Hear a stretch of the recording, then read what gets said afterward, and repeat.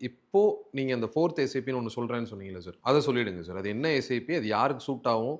இது எல்லாத்தையும் ஒரே இதுவா சொல்லிடுங்க சார் எங்களுக்கு. ஸோ இது கன்வீனியன்ட் எஸ்ஐபி. ஓகே. கன்வீனியன்ட் எஸ்ஐபிங்கிறது என்னன்னா, ஒரு ஸ்மார்ட் எஸ்ஐபி மாதிரி. ஓகே. ஸோ 5 வருஷத்துக்கு ஒரு தடவையாவதும் என்ன பண்ணலாம்னு சொன்னா, உங்களுடைய சேலரி இன்க்ரீஸ் ஆகும். ம். மேபி ஒரு புத்திசாலியா இருந்தா 5 வருஷத்துக்கு ஒரு தடவையாவது சேலரிய டபுள் பண்ணணும். ம். இப்ப இந்த இந்த இப்போ 25 வயசுல நீங்க 20,000 சம்பாதிக்கிறீங்கன்னா, 30 வயசுல அட்லீஸ்ட் நீங்க 40,000 சம்பாதிக்கணும். ம். 35 வயசுல நீங்க கொஞ்சம் ஜாஸ்தியா சம்பாதிக்கணும். ஸோ என்ன ஆகும்னா, 5 வருஷத்துக்கு ஒரு தடவையாவது நீங்க வந்து என்ன பண்ணிக்கணும்னா, டபுள் பண்ணிக்கணும் சேலரிய. ஓகே. ஸோ இந்த கான்செப்ட்ல படி பார்த்தீங்கன்னா, ஃபர்ஸ்ட் 5 வருஷத்துக்கு ஒரே மாதிரி எஸ்ஐபி பண்ணுங்க. ரூ. 1000னா ரூ. 1000, ரூ. 5000னா ரூ. 5000 இந்த மாதிரியே எஸ்ஐபி பண்ணிட்டு வாங்க. 5 வருஷம் கழிச்சு 10,000 ஆக்கி அதை ஒரு 5 வருஷம் கண்டினியூ பண்ணுங்க. அப்புறம் அது 15,000 ஆக்கி அது ஒரு 5 வருஷம் கண்டினியூ பண்ணுங்க. அதுக்கப்புறம் 20,000 ஆக்கி. ஸோ என்ன பண்ணலாம்னா, ஸ்டெடியா இருக்கும் உங்களுக்கு. ஒரு 5 வருஷம் ஸ்டெடியா இருக்கும். ஸோ 5 வருஷத்துக்கு உங்களால என்ன பண்ணணும்னா, அந்த இன்கம்மை கண்ட்ரோல் பண்ண முடியும் உங்களுக்கு.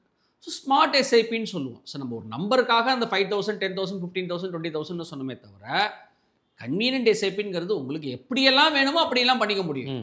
இது வெரி வெரி வெரி ஃப்ளெக்சிபிள்.